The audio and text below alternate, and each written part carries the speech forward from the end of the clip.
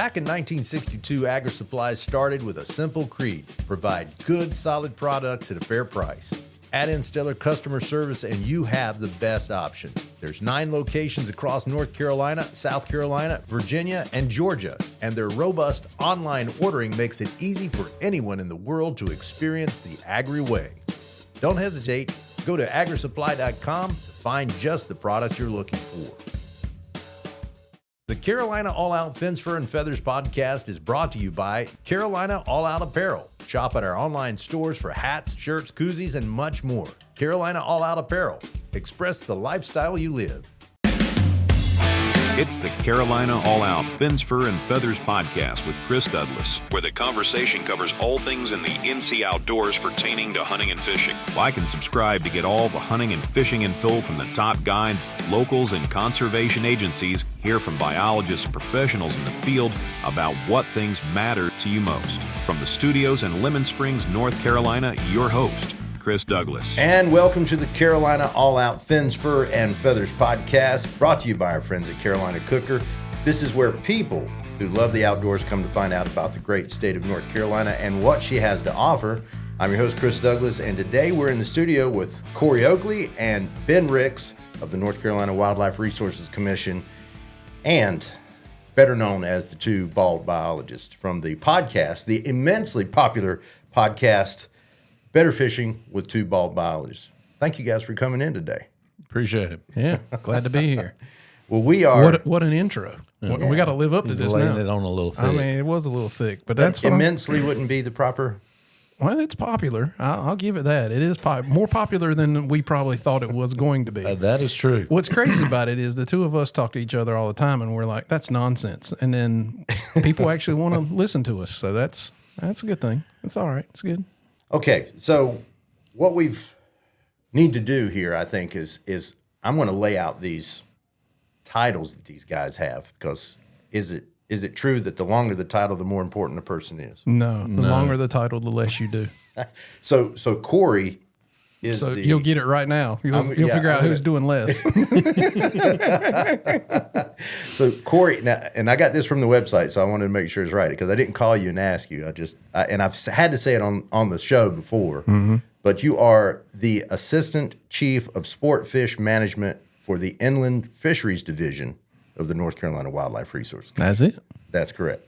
So in the world of acronyms, like all these agencies like to do, you would be the ACOS misfit. I don't know. I don't go by acronyms. Oh, come on, man. I'm not going to tell you what my staff call me. You can put assistant chief and shorten it, and you'll figure out real quick what it is. That's my fault. It is Ben's fault. Okay, so and Ben is the Coastal Region Supervisor for the Inland Fisheries Division for the North Carolina Wildlife Resources Commission. So that's just a little bit smaller, right? But just as equally important. I like to think so. I would say he's probably more important. So in the acronyms world, once again, I'm longer, so I do less. He's shorter, he does more. That's basically how that works. In the acronyms world, I think he is the That sounds right. You said that's it. a lot easier to say than whatever mine is. Yeah. But that means that these guys are important, and I have come to call them friends. I think they might call me friends. I don't know. We'll find out maybe as the question. Let's see how the day goes. Sure, he's out. Oh, me. So where can this? You guys go ahead and let me know Let's talk about Better Fishing, and maybe how it began and what the concept of it was, so we can get everybody interested, and then also where you can hear the podcast at, because there's I don't know what you got. There's a bunch of places, but the main ones like Apple Radio and that sort of stuff. So you want to talk about the history of the podcast, basically? Let's do that real quick to get people so they'll know where you are. You going to ask the question first, or talk to me about Better Fishing with Two Bald Biologists, how it began, and where you are now? So I would tell you the history of it is I've been with the Wildlife Commission for 21 years, which is a little longer than Ben. We're still the same age, but Ben worked in Alabama before he came here. But forever and a day, I really struggled with. We did a lot of great work, and our anglers really didn't know about that work. And I wanted a way to. It's kind of my soapbox. I kind of wanted a way to get that information out to the public in a way that they can digest. And as podcasting came along, when I started, podcasting was nothing, didn't exist. As podcasting came along, I noticed that anglers really took to podcasting. If you notice, there's angling podcasts for every species of fish. I mean, just bass anglers alone have more podcasts than they know what to do with. Right. So I knew it was a big market, but I knew it was also a flooded market. And so what I really wanted to do is kind of blend the work we do with fishing, here's the biology and how that leads to fishing. And so that was in my mind probably 7 or 8 years ago. And I started talking to our marketing people about doing podcasts, and they weren't necessarily interested in it right off the bat. They were like, I don't know that's a good niche for us, that kind of thing. And we're a state agency, so it is different, and I get that. And I just kept asking and asking and asking and asking and being that squeaky wheel, so to speak. And finally, the head of our marketing department was like, I think we'll use you as the test dummy to see if this works or not. Mm-hmm. No pressure. Yeah, no pressure. And I already knew who I wanted to be on the podcast. I knew I wanted Ben. If there's one thing Ben's good at is talking. Right. There is one thing I'm good at. I didn't mean it that way, but Ben is very personable. As everybody that's ever met Ben, within a minute and a half, he's like your best friend. Right. And that was what I wanted in somebody that could share, our message. Mm-hmm. And when I called Ben and I was like, hey man, I want to do this podcast. I think you'd be great at it. Are you interested? He's like, I'm going to get paid to talk about fishing. He's like, sold. He's like, let's do this, There and we so, go. and that's how it was born, Mm-hmm. and, we started it, I guess, April of 22. Does that sound right? March we're or in April. our third year now. Yeah. So. Yeah. It was April of 22 that we launched our first podcast. And right off the bat, it was very successful, in terms of, we didn't think we'd get the numbers that we're getting. Mm-hmm. And, our marketing people were excited about it, that we actually got that kind of traction so early. And we really haven't advertised. We go to a couple of shows and that kind of stuff, but we don't advertise. Maybe something we do in the future, but right now it's kind of word of mouth and we put it out in our newsletter, that kind of thing, that we have it, but true advertising of it on other podcasts, that kind of stuff we don't do. So we've been very pleased with the response from anglers for sure. We get tons of emails and lots of questions, which is exactly what I wanted it to be. Right. Sure. We're getting questions now where people are thinking. It's not a rant. It's not somebody's mad at us. There are a few of those. We get a couple of those. But truly, it's, hey, I heard this on the podcast. Can you explain it to me better? Or, hey, I got this pond, that I really want to, make fishing better in my pond. How do I do that? And honestly, the pond guy's right there. He's the pond guru as far as I'm concerned in North Carolina. He's the only one that really wants to do it. The rest of them are like, it's a pond. But yeah, so that's how it all came to be. Do you think success, and I'm going to get into to you, do you think part of success is the chemistry? And we're going to keep this all straight, but the chemistry between you two, being able to bounce off one another, or it's, I guess, I would say a big portion of it is just because you guys are giving the answers that people want to know about. You're hitting a topic that, when it comes to the fisheries, North Carolina, and what all is going on there. I'd say it's both. I think there is. Corey and I have a relationship. We fish together and that kind of stuff even before the podcast started. So there's that. So we don't necessarily. There's not that getting to know each other that we've had to do. We've just had that from the get go. But it's also that we're providing knowledge.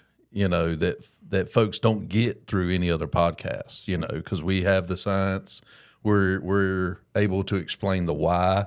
Mm-hmm. And there's a lot of anglers out there that have never really thought about it in terms of the why, and that's one of the things that I've said over and over again. Well, two of the things I've said about this podcast over and over again is, one, if we're not talking about the work that we're doing as an agency, it's very akin to us not doing it. So we need to let folks know what we know so that they are better informed. But then the second part of it from a fishing standpoint is think more like a fish and less like a fisherman. And so if you understand what these fish are doing, you're going to be able to be more effective when you're out on the water. So, and that's a big part of it. And therefore better fishing. That's the hope part of it. Yeah, for sure. So, and then hopefully we can shed some of that. And maybe it doesn't help you catch more fish, but maybe at least helps you understand what's going on in a fishery a little bit better. Right. You know. So. And I would say one of the things that that makes the podcast work in my mind, it does go back to personalities and that kind of stuff. You know, both of us are very passionate about what we do. Very passionate about, we want anglers to understand, like, it goes back to what Ben said, you know, if we're doing the work and nobody knows about it, then why did, you know, have we actually done anything? Right. And both of us are very passionate about the public understanding what we do. We try to be very personable. You know, we say all the time, you know, we'll take any phone call. You know, if you're yelling at me, I'll take it. You know, I'll sit there and listen. I'm going to learn something while I'm there. Right. And maybe at some point in that conversation, there's some mutual, you know, things that they learned and we learned, you know, because, you know, I learn every time I talk to somebody. And so that's one of the, you know, there's a lot of times there's a lot of walls that are built that are not even built. They're just there, you know, between the public and a state agency or the public and biologists or that kind of thing. And my goal in all of this was to break those walls down, is to get it where our public and our anglers really feel comfortable talking to us, you know, coming up, getting us on the phone, talking to us via email, you know, having those conversations that when I first started were not being had, to be blatantly honest. I mean, there was some of that going on. It wasn't like it was none. And I'm not saying this is groundbreaking, right? But at the level that we're trying to get to, you know, none of that was occurring, you know? And so, I think that's part of it. And yeah, I do think both of us are pretty personable. I mean, if you come up to us and talk to us, we're going to talk to you. Right. Maybe talk to you too much. You know, you might be like, oh, I can't get away from these guys. Well, and I think the other thing is I try to fish a lot. Yeah. I always have tried to fish a lot. And I think it's important for our listeners to know, like, yes, we make management decisions. We're fish nerds, and we do statistics and write reports that no one understands. But also, on my day off, which was yesterday, I go fishing, you know, and I try to catch as many fish as humanly possible, you know, and so, you know, when we're making decisions, that's, you know, I'm part of the ramifications of anything that happens. And we need to, I think the anglers need to know that it's not just, you know, some guy sitting on a desk making decisions that don't really affect him or Cal. It's, you know, we have people, and Corey and I aren't the only ones. That's like right. We have people on staff that are avid anglers, and they understand that these decisions affect them as well as everybody else. And I think it's easy to kind of lose sight of that, especially if a regulation just really affects the way you know, fish or something like that. It's easy to say, well, they don't have a clue how it affects me. And it's a big part of that decision. And part of having this podcast is sharing that fishing side of our lives with our listeners as well. You know, right. Yeah, we've got the stats to make any point we want to, but really at the end of the day, and Corey and I have both said this on the podcast, I became a fish biologist not because I'm, you know, super interested in the environment, unfortunately.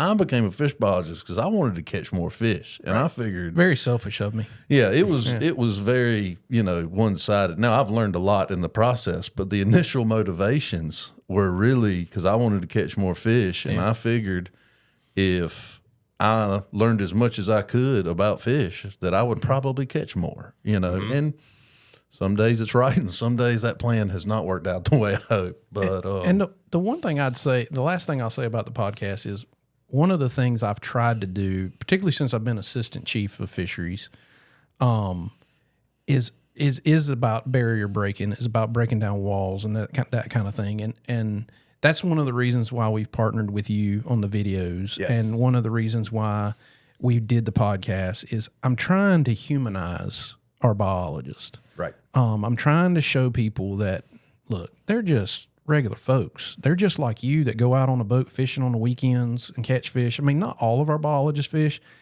but almost all of them have some sort of passion for the outdoors. They're not like, I got in it to be a science nerd. Mm-hmm. If they wanted to be a science nerd, they could be paid a whole lot more doing something totally different in the science field. We don't get paid a tremendous amount of money. It pays our bills and all that. I'm not saying we're poor, but generally they got into it because they're passionate about the outdoors. A lot of them got into it because they're passionate either about fishing or hunting. And it just led down this path where they got a job in this field and, they studied it, but they're just regular folks, Right. and they're very approachable for the most part. Most of our folks will talk to you if you will take the time to have a conversation, but it works the other way. I got to have folks that are willing to step out on a limb too and have that conversation. So, it's about breaking down walls and getting people to talk to one another. I think it's accomplishing that, and hopefully what we're doing with you guys in a partnership is accomplishing that too, because I think it's easy for it to show through. Speaking of one of the shows, we did the flyer show with Dockendorf out there on the Yopum Creek, and he sent me 3 pictures yesterday or day before yesterday where he caught like a 10.5-inch flyer. I mean, he's super pumped about that. And he is the flyer man. And the thing about that show in particular, I would people listening or tell your friends, go watch that show, that flyer show. Mm-hmm. Even if you're not interested in flyers, because there's 2 things you'll learn that I learned in that show. One, Kevin's a huge science nerd. I'm not.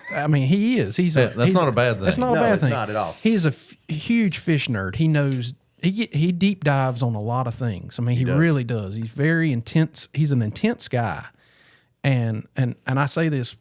He knows this about himself, and I love him to death. So I'm saying this without him, But the one thing that I saw in that show was his enthusiasm. It just came through. Like when you caught a flyer, he was all beside himself. He was. He was laughing and carrying on and just so excited that you caught a fish and, talking about, you could just see the genuineness in him when you were catching fish. That's right. And it just showed that's the kind of people that we actually have working for us. They're very passionate about the resource. And they're very passionate about, they want people to go out and utilize the resource. They want people to go out and catch fish. They want people to be successful. Yes. That's why we do the work we do. And a lot of times that gets missed in the politics and the rants on social media and all this kind of stuff. A lot of that just gets kind of swept to the side. And the truth of the matter is the folks that we hire are very passionate and want people to go out and have a great experience in the outdoors. And that showed in that show above all the ones we've done with you. I agree. That one really, the passion in him really came out. And I thought that was great. From my side, the experience has been with everyone that we've done a show with. Now, you've handpicked them, you've placed us in the right places. But I will say that there's been a passion there at a level off camera when we talk to them that they literally they're all into it. Oh, yeah. And you can tell it doesn't take long for us to tell when we're talking with someone. They are telling us stuff beyond, even stuff that we're interested in, but beyond the science. Oh, yeah. It's like, I caught this, 5-pound bass the other day, caught him on a, whatever they caught him on, they're going right down the line just like any other regular fisherman would be. And so we find that is, and that's a message. We've talked about this before, and, and sharing this with everyone who's listening on the podcast, the message, we've said it. Probably one of the most public parts of the Wildlife Resources Commission is the law enforcement side, which is kind of the most negative part of it. It can be. If you're breaking the law. If you're breaking the law, it can be a very negative even when experience. I'm not, I'm just going to say, even in my capacity, I still get a little bit nervous. It makes you nervous. I think that's in general something that you feel when an enforcement, whether it's a cop stopping you on the street or whatever. There's that nervousness, even when everything's legal. It's this nervous. Sure. The first thing that goes in my mind, like when my boat gets checked, is, oh, did I do everything right? Right. You do get have that a fire genuine extinguisher. And they're great folks too. But yes, they are the public facing image of our agency for sure. But in that message, when we say that they are the most negative, they are one of the more necessary. I won't say the most necessary, but they're necessary. But the other side of it is that this is a partnership between the North Carolina outdoorsman, who buys the license, who registers the boats, and the Wildlife Resources Commission. So if you guys are making a science-based decision and we abide by those policies or, what you guys are putting out there for, we will have resources for years to come. That's the goal, plan, right? Yeah, that's the the goal. goal. Yeah. So it's a partnership is the way I see it. It's a partnership. It's very much a partnership. It's one of those things where it's cyclical. We don't exist without anglers, and truth be told, the resource probably wouldn't exist at the levels that it should without us. So it kind of goes, and the anglers pay into the system, and we provide the service back out to the anglers. So it kind of keeps going round and round and round and round. So The best example of that is the mountain trout program. yeah, We stock tons and tons of trout. Folks buy licenses to fish for tons and tons of trout, and that's, and if we didn't stock them, we would not have near the same numbers. Yeah. We probably would still have trout in North Carolina, but it wouldn't look near what it looks like. it would right not now. be those catchable size fish, because our waters are not productive. Our fish would be really small. Like if you go in the high elevations of the Appalachians, as you've done, done it, yep. as you've done, those fish only get 6-7 inches at most. The fish we're stocking are 10 inches. Right. And the places that we're stocking, which are easily accessible to the public, wouldn't even have trout because it's at such a low elevation. Most of them at such a low elevation that those streams 6 months out of the year can't stand to have trout because water temperatures are so high. So guess what? Trout aren't going to exist there anyway because if they can't live there for a year, it doesn't matter if they can live there 6 months. If they can't live there for the whole year, they're not going to make it. Right. And so that whole, it's an excellent example, Ben. You're right. Like without us and without the licensees buying license to fund all of that, we wouldn't have a trout program.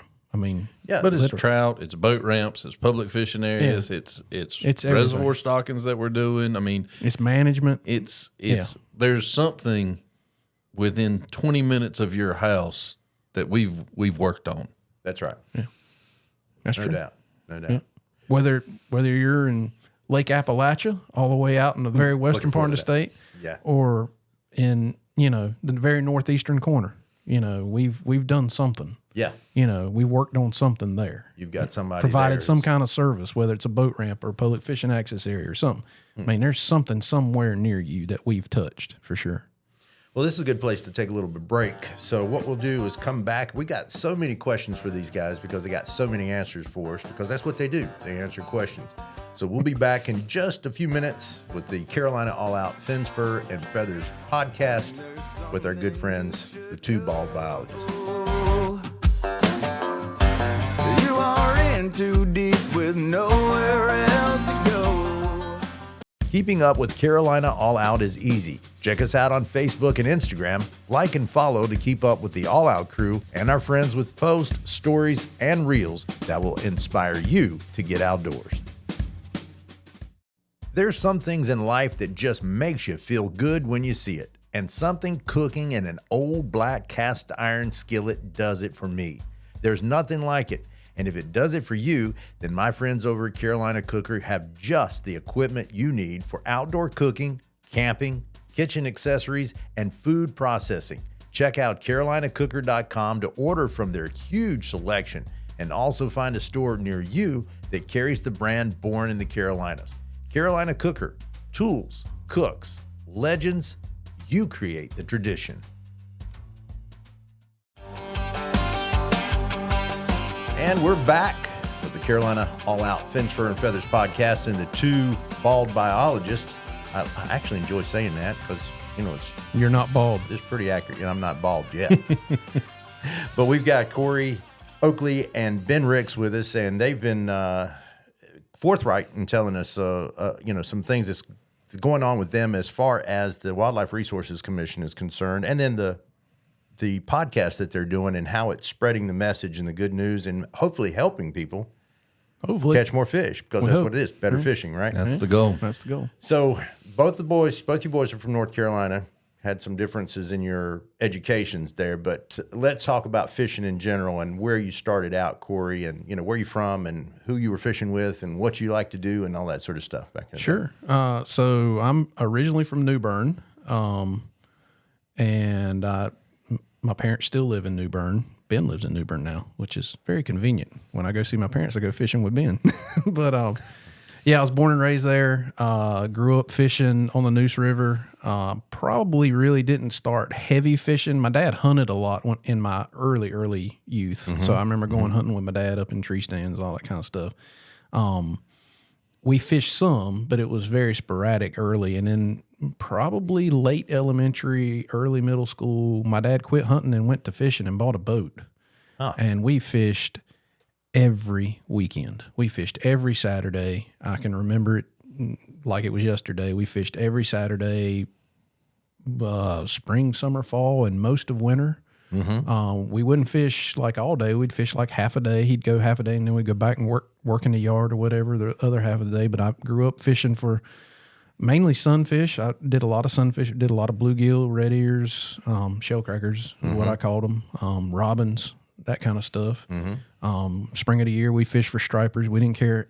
My dad didn't care one whit. It's amazing how your parents imprint things on you, you know. Right.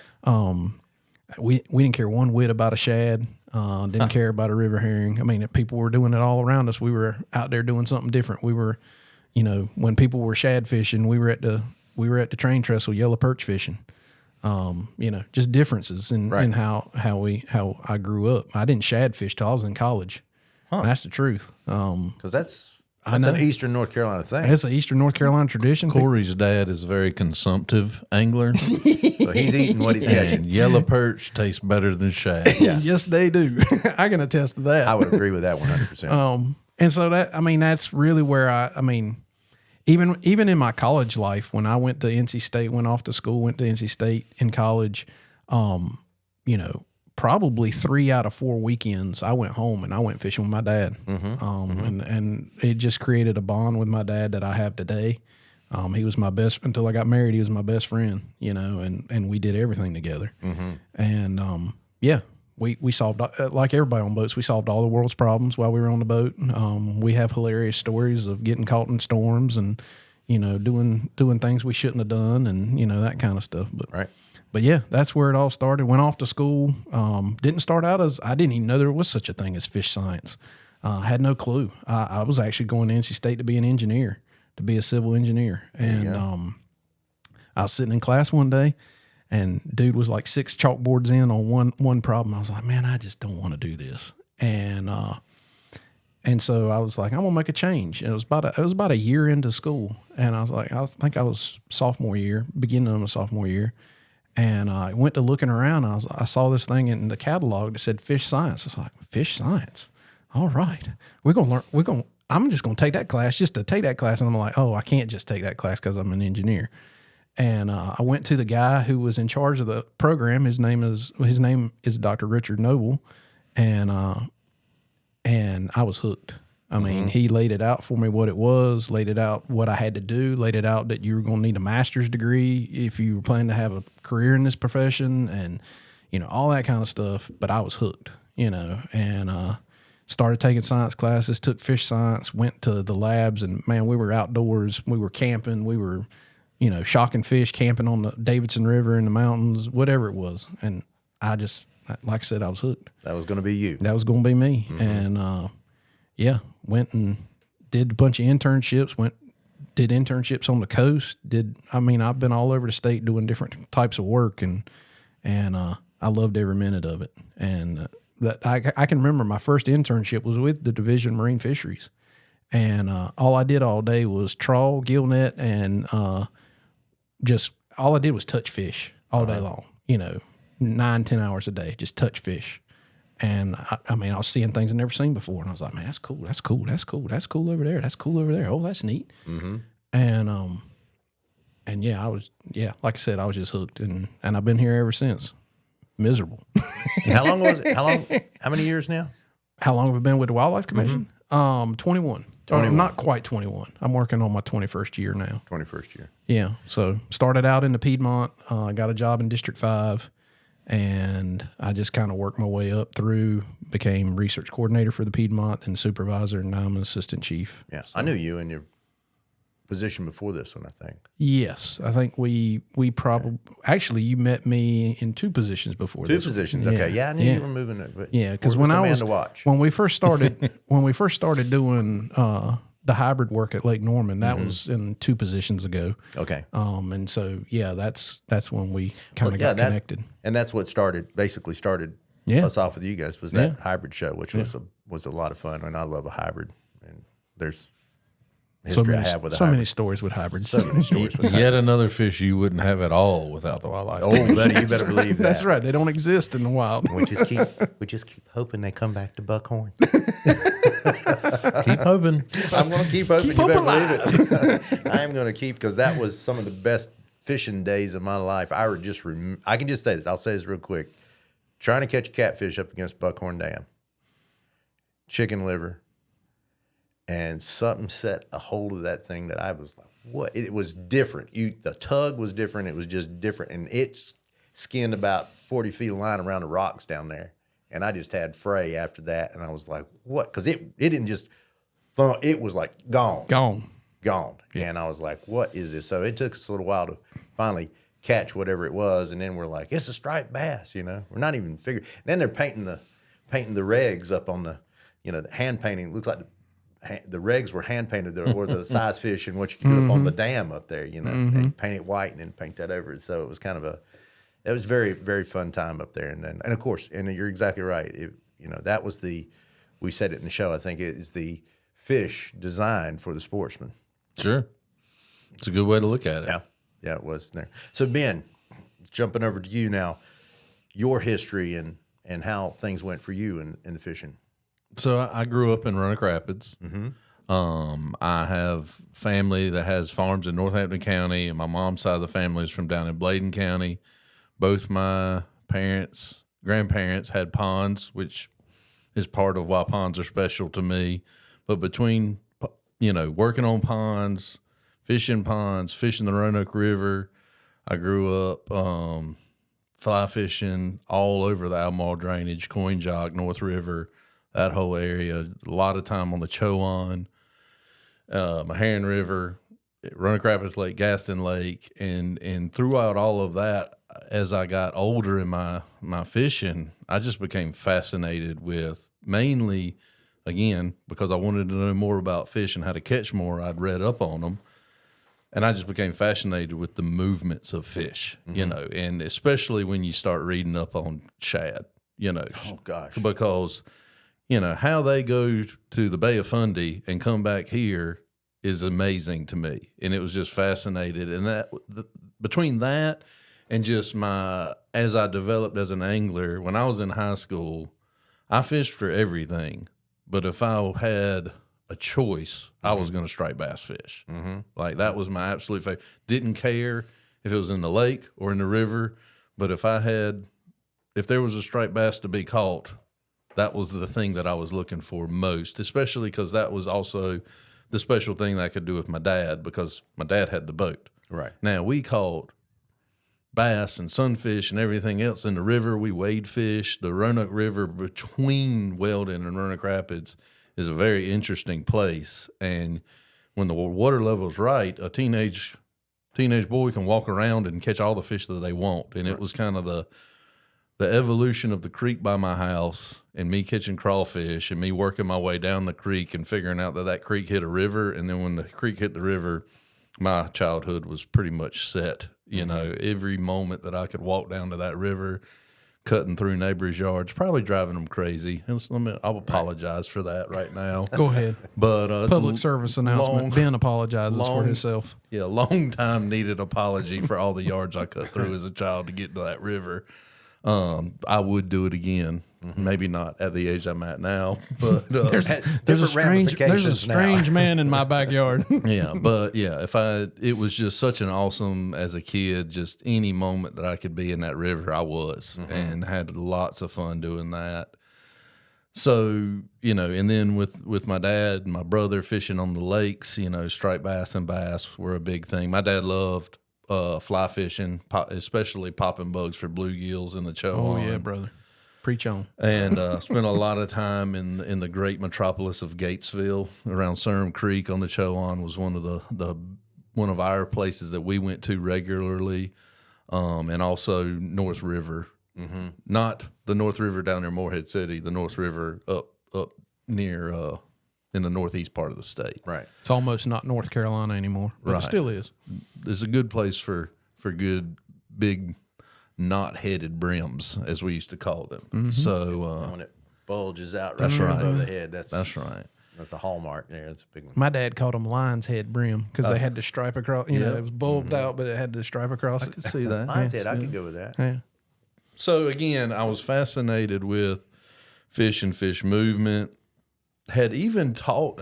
I had that year the state was doing something crazy with the educational system. So some things never change, and we had to do. I think our year was the first year of a senior exit project, and that was part of our graduation requirements. And we were some kind of test group that we had to do. And I was like, okay, well, I'm gonna do a senior exit project on striped bass. And my mom did not realize how much work I had spent on it. And she showed up, I think, in to support me, but also maybe to just check on me, Make sure you'd actually done the work. which is, That's what mamas That's what do. moms do. And my mom is my biggest fan for sure. Except maybe now, except aside from my wife, my mom is definitely my biggest fan. But she showed up at my presentation, and I mean, knocked it out of the park, because it was finally something educational that I was totally interested in, and that's when Corey didn't find out about being a fish biologist until later. I knew it was a thing. I still didn't really know how to get into it though, but I knew it was a thing, was really interested in it. But I was just like, yeah, that's cool. I learned a lot. Now maybe I'll be able to catch more striped bass. And then I went through my educational background at NC State, and I was, I didn't know what I wanted to be either. It took me a while. And I had my undergraduate degree is actually in education with a minor in coaching. So there's no question where thought I was heading. And I knew I wanted to get a master's degree because I decided that at some point. Right. And don't know why. I just, I'm going to get a master's degree. I don't want to be a doctor, but I would like to be a master.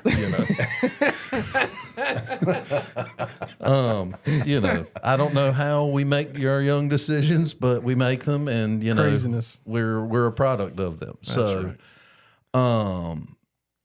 Knew I wanted to get a master's degree, was a little bit frustrated, not with the educational system itself, but I just wanted a stronger background in science because my concentration was science. Mm-hmm. And so I was like, well, I'll get a master's degree in something biology related. And that was kind of just where I was and didn't really know what that meant, didn't really know where that was going. And again, then I was like, well, maybe I'll just study fish. That sounds like something I would be interested in. And I hunt a lot too. And so it was like fish or wildlife. And really the decision was I can fish year round. I can't hunt year round. So I'll study fish. Mm-hmm. That was, again. Seems logical to me. I don't know why we make the decisions we make at a young age, but that's basically where it got me. And I talked to the same fellow that Corey talked to, Rich Noble, and he was like, you can't get a master's in fisheries. You have an education degree. So I actually stayed on after I graduated, took more fish classes. That was about the first time I saw Corey. It's the first time we met. Yep. Took more. I was the I was weird. going to ask if you guys crossed paths Yeah, there. I was the weird guy who had no home, but didn't go away. Still am at some extent. And, Things have not changed in 20 years, but 25 years. So when they finally realized he's not going away, I got an independent study. I did an evaluation of a fish weigh. I took some fish classes, beefed up my background, and before I knew it, I was headed to Auburn to do research on bass tournaments and their effects. So, when it's the Lord's plan, you can't get in its way. It's the only way I know to say it. So, so with that, I went to Auburn, was there, studied bass tournaments, got a master's degree, and then I worked for the state of Alabama for about 3 or 4 years before I moved back here, and I have bounced around from District 1 to District 2, and now I'm the Coastal Region Supervisor. Right. So, and it's been great, and I wouldn't trade it, any of it, and I've fished all over the place. Had some amazing opportunities. I've been in Brazil and put tags in bass and peacock bass down in Brazil. And I got to go to Alaska and, lots of different opportunities that I probably never would have had any other way.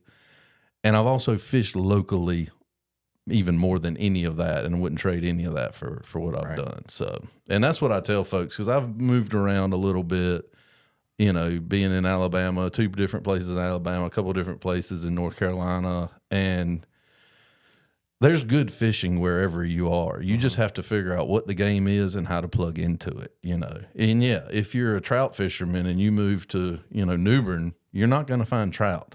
Well, or at least not mountain trout. Not mountain trout. Right. And but if you're willing to plug into that game, it's a net gain, not a net loss, So, Well, it's Yeah. So the first time I met Ben, he mentioned it actually. I was working on my master's degree at State, and working for a professor. His name is Dr. Joe Hightower, and he did a lot of anadromous work. My project was on sturgeon, which is an anadromous. now explain. I know what anadromous is. Oh, Explain to everybody what. so anadromous it's is. basically a fish. It's different, like shad or this, striped bass or this, river herring or this. It's fish that live the majority of their life out in the ocean. But then when it comes spawning time in the spring of the year, they make these migratory runs up the rivers or coastal rivers to spawn. Mm-hmm. And so my project was on sturgeon. And Joe said, "Hey, I need you to go help this guy." Never met him before. "I need you to go help this guy with a fish weigh, or go look at a fish weigh with this guy." I said, "Sure, I'll go down there." And I show up, and there's Ben. Mm-hmm. And Ben was basically kind of like what he said. He was kind of in between his undergraduate and thinking about doing a graduate degree. But he was working for Joe doing this fish weigh. Was it Holtz Lake? Holtz Lake. Oh yeah, Right Holtz there in Lake up on Smithfield. in Smithfield. That's Smithfield Holtz Lake. The Smithfield Holtz Lake, not the Butner. Not the Butner. Mm-hmm. The Smithfield Holtz Lake, and he was doing a fish weigh, and that's the first time he had hair. Then I did. I had hair then. No beard, hair. That was weird. My- I've seen I don't pictures of think you guys with hair. It I didn't doesn't have look I right. didn't have a beard either at the time. And no beard. That's Yeah, right. so we looked a little different. We were definitely younger. And Corey will tell you, I had to have been convincing, because Joe doesn't take on No. much in No. what I asked for Joe and what doesn't- he gave me. Joe does not take scrap for sure, and It must have been at some level convincing. I didn't even realize it at the time. Looking back on it, I know exactly what happened, and incredibly grateful for it. But in the moment, I was just like, "Yeah, this is great." Somebody's finally, giving me a shot, and it worked out well. I even got a scientific publication out of the deal. So. Oh, very nice. yeah. So a fish weigh basically is kind of like a ladder to get fish up over a dam, and so they kind of stage themselves up this ladder. They use them a lot out west in the Pacific, Right. Yeah. But we were using it for shad, wasn't it? Was it Well, shad or the was it hope river herring? is that herring and Yeah. American shad would use it. Yeah, they don't like it. They used it a very little bit. Yeah. It was a gizzard shad roundup. So in fisheries, That's what I remember about it. Was we could catch the pea out of gizzard shad with it. yeah, in fisheries, you kind of have to earn your stars, so to speak. And I earned mine on gizzard shad. Gizzard shad king right here. Yeah, for a while there, it wasn't just a smell; it was a lifestyle. So, Oh man. Well, there's so many questions now that I'm hearing your backgrounds there, and we're going to get into them. Let's just take a break, and we'll be back with some more of the Carolina All Out Fins, Fur, and Feathers podcast with Corey Oakley and Ben Ricks, who are doing a fantastic job with the Wildlife Resources Commission and their podcast, Better Fishing with Two Bald Biologists. We'll be right back.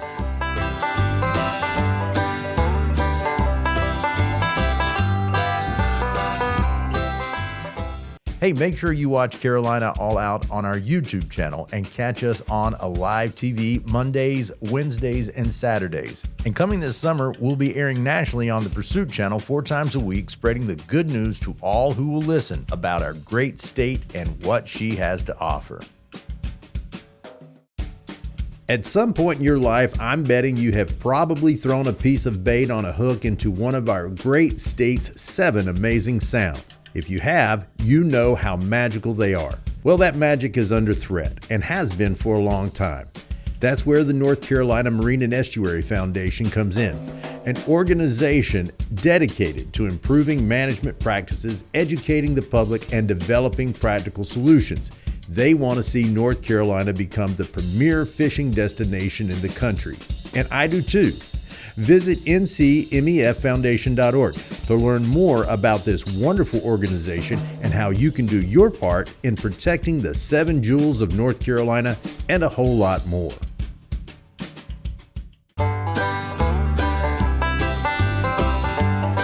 We are back with the Carolina All Out Fins, Fur, and Feathers podcast, and we're here with Corey Oakley and Ben Ricks, and I'm not going to go through their titles because it's entirely too long, but It's wasteful anyway. You can bet they're important guys with the commission because they do the Lord's work. They're doing biology. Oh no, don't use that term. My boss hears that, he'll be like, I knew y'all were trouble. Well, anyway, these guys are doing a fantastic job out there. And I have said this before in talking with them and talking with the messaging that we are a part of with the Wildlife Resources Commission is the decisions made and the partnership that we have. They make science-based decisions. We follow by the policies and rules that they come up with from this. And from there, we have resources for years and years to come for our children. So it's a partnership between us. But these guys are having to make some tough decisions sometimes. So let's talk about these tough decisions. You guys can take it, bounce off of one another. But let's talk about, as anglers that you're having to make some tough decisions from time to time that are going to be controversial or you're going to get some hate from. And so let's talk about that.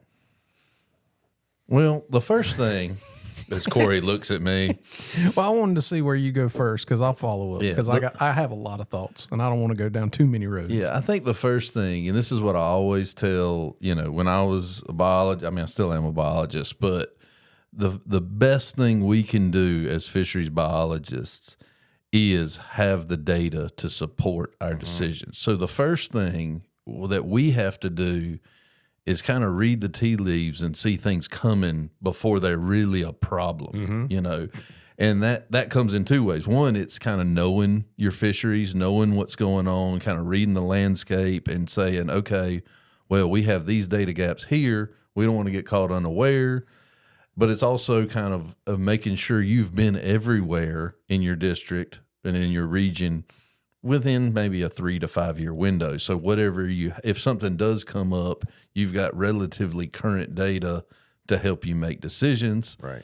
And then also having good data, just being there doesn't make it better. It's having the data, having the numbers to help support what's going on. So making sure we have good science, good data that's relatively current, and we're kind of reading what's coming our way, and being just kind of in front of the problem so that we have the data to combat whatever issue it is when it does come. That's to me, that's what when I'm talking to a new biologist, I'm like, your job is to be ahead of the curve, and you have to, and we don't always get that. I mean, we're not always ahead of the curve, unfortunately. Right. Some things happen pretty quick. And in that instance, your job is to go get the data when it's appropriate, as soon as possible. We try not to wait and say, okay, well, we'll do that next year. No, if we need data, we're going to change the sampling schedule and try our best to go get the data whenever the soonest chance that it's appropriate to get it. And sometimes it's the best we can do, and sometimes it's a 25-year data set. So, it depends on the circumstance. One of the things with catfish here recently, we had relatively little catfish data when we had anglers clamoring. Tyler was one of them. Right. Tyler Barnes, many of you guys know, he's a great guy, big catfish angler. We've all been with him at least once. And, a lot of the trophy catfish anglers were clamoring for a trophy catfish reg. And we went out, we surveyed the fish populations, we looked at the growth rates. One, they're invasive species, so they are causing conservation concerns. But two, looking at the population metrics, we couldn't make it any better if we wanted to. They're growing so fast and they're doing so well in our systems because it's an open system. It's new to them, and they have plenty of resources to exploit that, if anything, a protective length limit would have hurt the population, not helped the population. So but only by having that data can we start to have that conversation and share that data with folks, you know. So that's probably a good example as any of kind of, we really didn't have a whole lot of data. We went out and collected the data. We aged the fish. We looked at them and we looked at the data and it turned out that they were doing very well. So, and I would say, you know, us as an agency and as biologists, we're looking for things a little differently than the angler's looking at it. Right. We're looking both in the short term and in the long term. So our job is to provide resources for the people that are utilizing them right now. But our job is also to make sure that those resources are available, you know, 10, 15, 20, 50 years from now. And so that really does come down to, at times, some very, very difficult decisions. As anglers, we like to catch fish. We don't want to hinder anglers from catching fish, but sometimes we actually have to for the long-term good of the resource.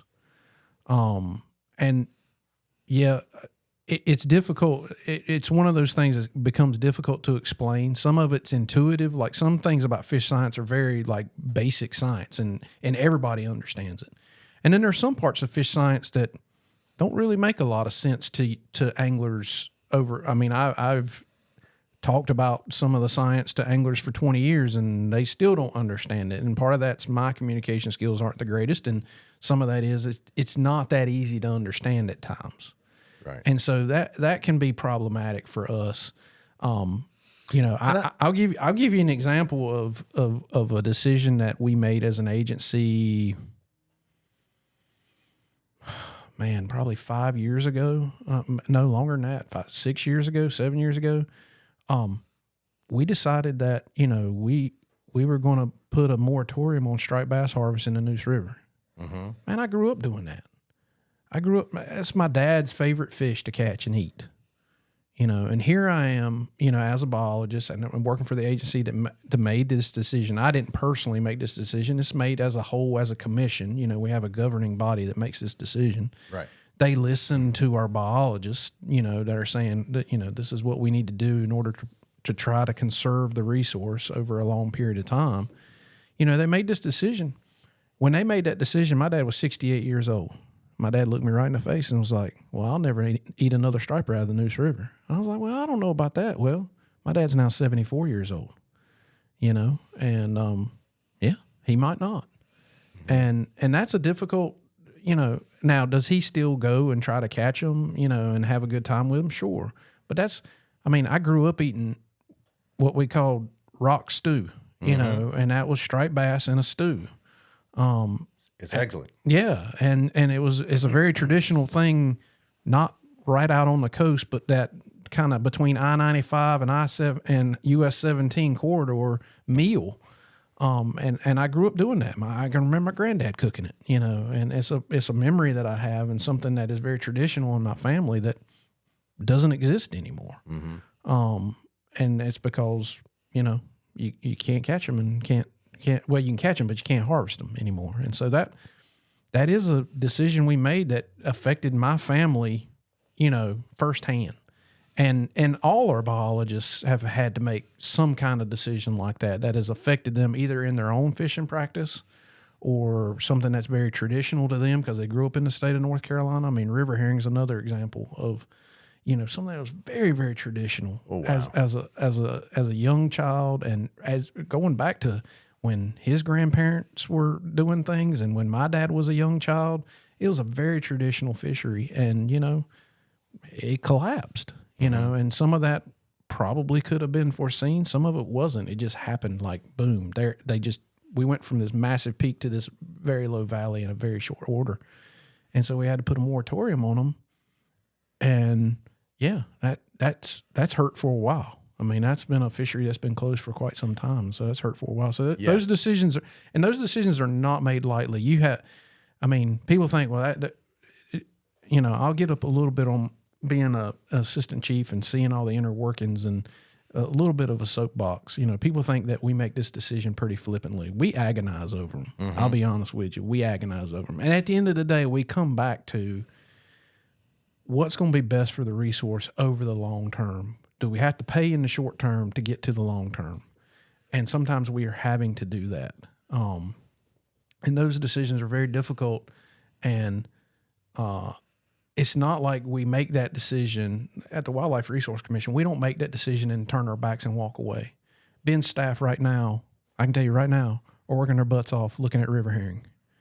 They're working their butts off looking at striped bass. You know, that's what they do. And so we're still collecting data, trying to figure out what's wrong, trying to figure out how to fix things, that kind of stuff.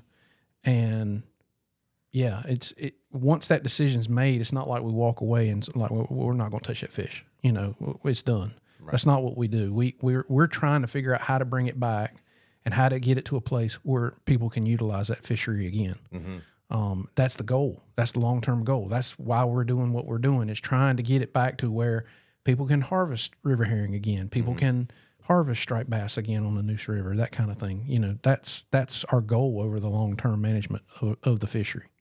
There's so many questions when we're talking about river herring and understanding the fishery that it was, and we'll save that for another time. Sure.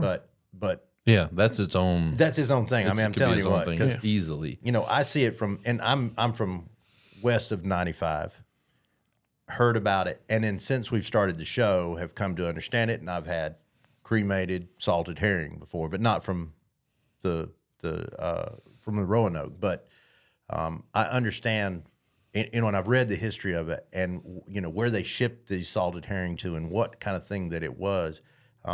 And it's sad. These are the sad parts of it, that there's generations now that have come through that don't understand this or don't know anything about it. You know, and well, it's exactly what you just said. It will be lost. Eventually, and that is my fear with river herring in particular, and could be maybe with striped bass at some point, but with river herring in particular, because it's not a fish that, it's not a striped bass. It doesn't get to be 40, 50 pounds. You know, that's about as big as they get right there, you know. What's the lifespan of a herring? Being 5 years, 6 years? Yeah, 7 to 10. 10 may be an old one. Yeah. 10 would be an old one. Okay. Yeah. They don't live super long, but the thing about it is we're getting now, river herring's been closed since 2008. I believe that's right. 2008. We're getting now where we're getting generationally away from that heritage in eastern North Carolina. That's right. You know, something that I can remember as a young man going to the boat ramp. I could care less about a river herring, but everybody else did. You know, my dad didn't care about, I mean, he was like, they're fish crackers. Who cares? They're oily fish crackers. We don't want anything to do with them. I mean, that was just my dad's approach to them. But where he lived, it was everything in the spring of the year. Oh, I had many of, with my pop-up in the rest home. He, you know, they're not going to get herring in the rest home, but he still wanted them and wanted to know why he couldn't have them. And when I got a job on the other side of the team, so to speak, he had called me to the table over it. You know, why can't we keep herring no more? And I mean, but it was something he was very passionate about. I mean, they ate so many herring that my dad wouldn't let a herring in the house because he was so sick of them that I actually didn't get. I used them for bait, but we didn't eat them because my dad ate so many growing up that he wanted zero things to do. I mean, with my herring. granddad was the same way. He would go he'd go to Janesville to go eat river herring. He'd make he'd make special trip to Janesville to go eat river herring. My dad, because they were what they were, you know, not to make this a river herring podcast, but to talk about the generational importance of it. That's right. It's important. You know, my dad could care less about him too, because his dad was all about, like his pop was, you know, his dad was all about him too, you know, and so my dad was like, man, I just don't care about a river. I mean, but they were generationally important. Back to what I was talking about, they were so important to every kid and every family growing up in eastern North Carolina, particularly basically New Bern North. Right. They were very, very important to that section of the state. And we're now 16 years from actually harvesting a river herring. And and so what I'm fearful of is that we're losing generations that won't remember that. And then it'll be nothing because nobody will ever remember what that was. You know, and I know times change. Your point, I don't want to interrupt you, but it's so important. A fishery, the importance of a fishery is somewhat generational. There's I see this. It's like, okay, if nobody's fishing for them and nobody cares after so many years, then why are we still worrying about it? Well, it's very cultural. It's social.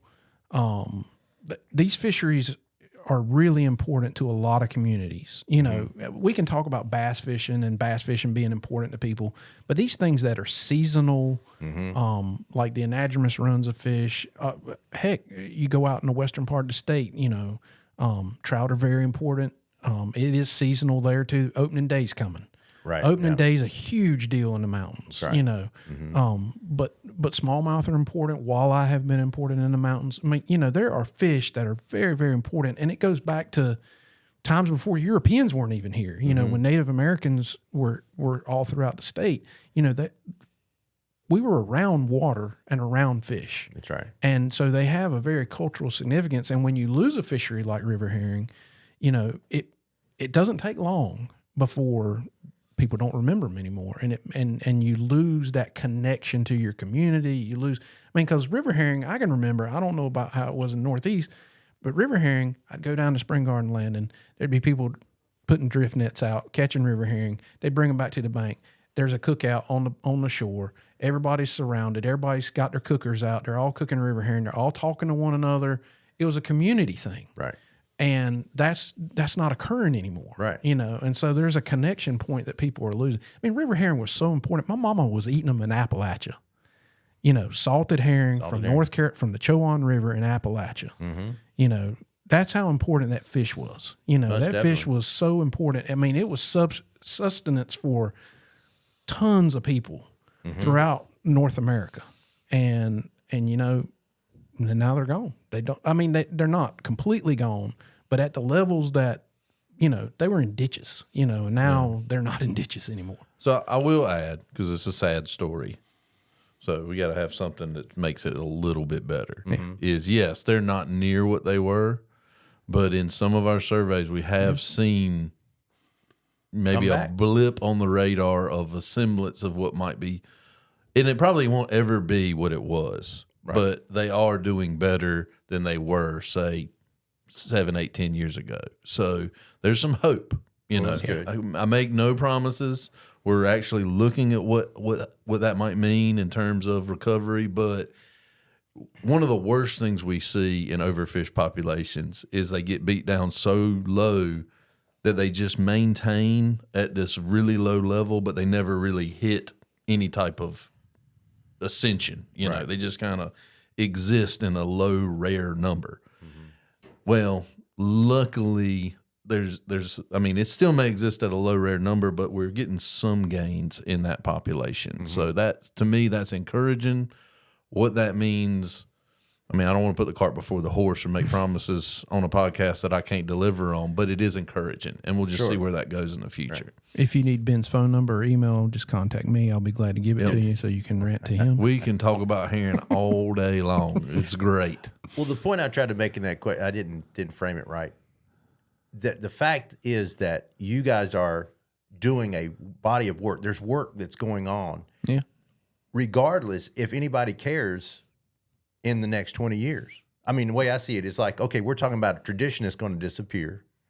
Your dad, 74, you said. Yeah. He would be considered old guard maybe to the way things used to be. That's true. Once he's gone. He would consider himself an old guard. Old guard, right. Yeah, Proudly. And then Badge of courage. God bless them all. But we have those guys who are, who knew it.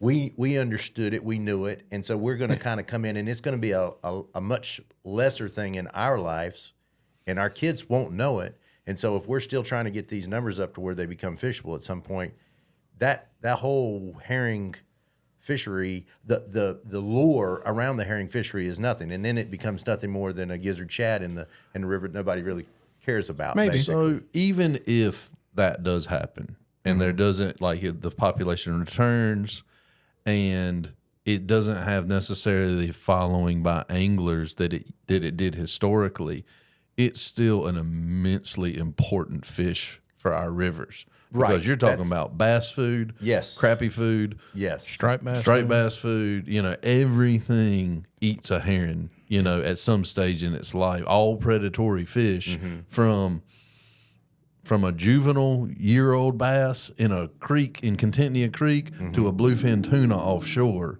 It's a valuable resource for us to have. So even if it doesn't have that same commercial and angling value, it's still a fish that we're going to work on regardless, because ecologically it's very important as well. It literally is the basis of about everything on the coast. Yeah. I mean, it really is. Yeah, it's like a rabbit in the, everything eats a rabbit, right? You're right. And so everything would eat a herring. I eat rabbits. You eat rabbits? I love rabbit. I like rabbit. I've been known to eat a rabbit. Yeah, those rabbits. I think we're going to have one of those recipes in the show coming up pretty soon. But I think that's the point I'm trying to make. I think we covered it. Is that regardless, we call a fishery as we consume from it or whatever it might be. But the fishery is actually what it means ecologically to the system that it's in, and this fish is very important to that ecology there.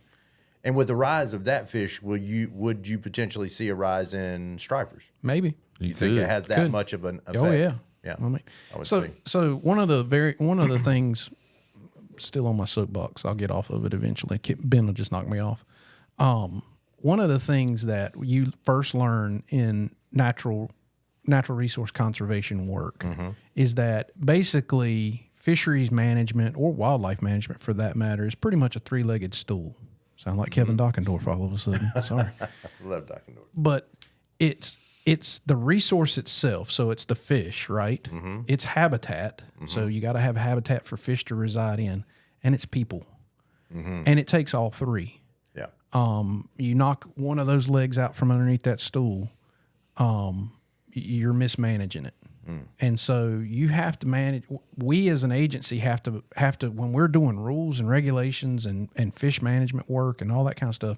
We're not only we're looking at the fish, we're looking at the habitat, and we're looking at socially looking at the people. We're looking at the economics of it. We're looking at all those things, because we take all of that into account when we set forth a regulation or set forth a rule. I'll say this, and I'm not trying to beat on anybody. That's not my point. But a lot of times the feedback we get, particularly on social media, which is, take that feedback for what it's worth. We love you guys. We love you anyway. Keep your comments coming. Yeah, we love them. We do. But one of the comments we get is that, fishing and hunting is a God-given right. And I shouldn't be charged for it. And I shouldn't have to pay anything to do this, and y'all are over-regulating it, and you shouldn't, the Wildlife Commission shouldn't exist. That's right. Kind of the general comment that we get quite a bit, actually, particularly over the last probably 5 or 6 years. We've gotten a lot more of that, when our social media is kicked off, kind of thing. And I would tell them, tell somebody that says that, okay, we can go away. Okay, that's fine. The first thing I would tell you is there won't be public fishing access areas. There won't be boating access areas. There will be no management of fish whatsoever. So the fish will do whatever the fish will do, and the humans will do whatever the humans will do. And I can tell you what's going to happen, because it's one of the very first things that you also learn in natural resource management, is that humans tend to overtake it pretty quick and tend to abuse it pretty quick when they're left to their own devices. That's just human nature. I mean, and here's I can remember the class to this day. I remember the example. Say we have a community field. It's fenced in. It's 1 acre. Chris gets a cow. Everybody gets to put one cow on the field, and everybody's feeding, and the cows are doing great.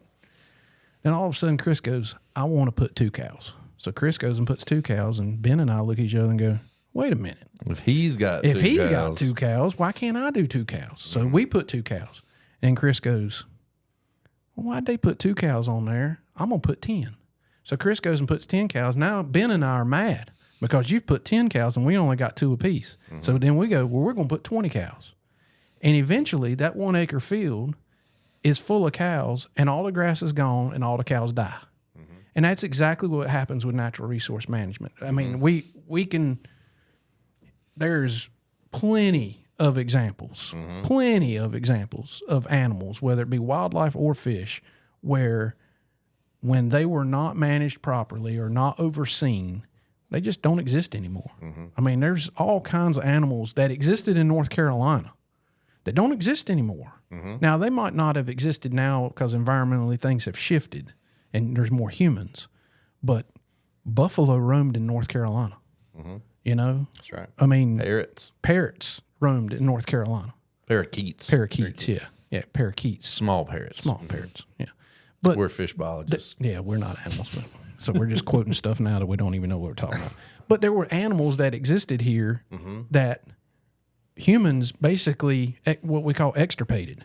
Red wolves is another one that really doesn't exist in North Carolina that we extirpated. Yeah. I mean, there's Elk, all but kinds elk are back to a degree. Elk at some level are back, but that's only because we brought them back. That's right. You know, it's not because elk just magically moved back down. Right. You know, we pushed these animals out or eradicated them out because there was no management of them. And that's kind of what humans do. You know, unfortunately, that's what we tend to do. And so it's a soapbox thing. It goes back to the cycle. We're all important. Anglers are important. The Wildlife Commission and the work they're doing, you know, and it goes back to those decisions that we have to make that are very difficult. Yeah. We don't make that in a vacuum, and we don't do it to be punitive. Right. I mean, we're not like going, oh, well, I think we should do this because we hate anglers. We love anglers. Right. You know, and we want anglers to exist from now to whenever, you know, and the only way to do that is sometimes make very difficult decisions. Yeah, I mean, just to kind of get in line with what Corey's saying, and it's 100% true. Like, we have to make these decisions, and they're not always popular decisions. And the main thing is like, you know, striped bass is a good example. Grew up eating them, love them, grew up fishing for them, and in order for a regulation to work, you know, if over-harvesting is occurring, then Chris, if you would go fishing on a normal day, and if you had no other, you know, rules, regulations, etc., you would say, well, I'd keep about 10 stripers. You know, that seems like about the right number that I'd feel like cleaning in a day or whatever, you know, whatever your reason is. Well, if we make the length limit or the creel limit 14 stripers, that rule doesn't have any effect. You know, in order to reduce harvest, the rule has, in general, unless you're trying to protect a certain size for reproductive reasons or something like that, but in general, the rule has to make you turn a fish loose that you would have normally kept anyway, you know, if that rule wasn't in place. So, like, at its most elemental level, if no one was watching, I would have kept this fish. But people are watching, so I need to turn it loose, and that's what the rules are. So now, as length limits gets less and less, it becomes a bigger and bigger deal for us as resource managers. And Corey will tell you, you know, we just recently closed harvest on the Roanoke, the river that I grew up on, and you know, we're sitting in the room and I'm playing devil's advocate just to figure out if there's any other way to do this. And when we finally realized, like, we kept hoping, we're seeing this trend, and we kept hoping we would see this trend change. And at some point you see this trend and the trend keeps going down, and you're like, if we don't do something now, like, this is the gut check time. Like, if we don't do something now, we're going to be that much worse off a year from now, and that much worse off 2 years from now, and who knows what it'll look like in 5 to 10 years, right? You know, and I'm sitting there, and I grew up on this fishery, and I know the people there. I went to high school with them. I know all the anglers. I know what that fishery means to that thing, to that culture, that community, because I was part of it. Still am. You know, my folks live there. My brother lives there. You know, there are people that know me that will call me on my personal number to talk about this fishery, you know, and that's fine, you know. And when we made that decision, I was like, guys, this one is hitting me at a level that I'm, you know, You're not comfortable with it. Yeah, like it's not that it was the wrong decision. It was just like, I know what this is doing, and it's almost heartbreaking, you know, right. not because it was the wrong thing to do, but just because I know what this means, and I know how disappointed many people will be because they don't get to take home a fish. Even though the season last year was like a week long and they only could keep one, it was still a week long and they could only keep, and they still kept a window, one, you know. Right. But to be in part of that decision, you know, and it was a group decision, is a multi-agency decision, and it was what needed to happen. But, you know, it hit me at an emotional level that not many decisions in fisheries have, you know, and they do. Like that's just part of it. And that's really anytime we make a decision, that one hit me especially close because of my just personal involvement in that fishery. Man, that fishery is why I became a fish biologist. But even in other fisheries, when we're talking about that, we think about the implications and what does this mean for our anglers. It's what's best for the fish, but within that, it's how will this impact our anglers. And I know that at times that may sound hollow, and it may be that you don't think it does, but I assure you, we all are. That is part of our decision chain. Like no one's making those decisions lightly, you know, especially on these big. You know, it's one thing to change the regulation of small impoundment. You know, 2 years later you can take it off, whatever. But in these large systems where we know it's going to take some time to have an effect, these decisions are heavy. This concludes part 1 of our podcast with the Two Bald Biologists. Please check out our next episode where we'll complete this interesting and informative interview with Corey Oakley and Ben Ricks from the North Carolina Wildlife Resources Commission. Thanks for listening to the Carolina All Out Fins, Fur, and Feathers podcast. When I was a kid growing up on the farm in little old Lee County, periodically and usually in the fall after selling tobacco or in the early spring when it was time to start breaking ground, my family would make a trip to what seemed like a faraway place called AgriSupply. AgriSupply had everything we needed to keep the farm running, but it's so much more. From repairing trailers to parts for discs and plows, to livestock feed, to lawn and garden, to all that beautiful cast iron cookware. That tradition is still going on, but AgriSupply is now in 9 locations across the Southeast. If you haven't been to an AgriSupply store before, just go. You don't have to have a farm or a fleet of trucks to go in. The public is welcome. I guarantee you'll find something you need. And if you don't need it, I bet you'll want it. AgriSupply, it's what's inside. At some point in your life, I'm betting you have probably thrown a piece of bait on a hook into one of our great state's 7 amazing sounds. If you have, you know how magical they are. Well, that magic is under threat and has been for a long time. That's where the North Carolina Marine and Estuary Foundation comes in, an organization dedicated to improving management practices, educating the public, and developing practical solutions. They want to see North Carolina become the premier fishing destination in the country. And I do too. Visit ncmeffoundation.org to learn more about this wonderful organization and how you can do your part in protecting the 7 jewels of North Carolina and a whole lot more.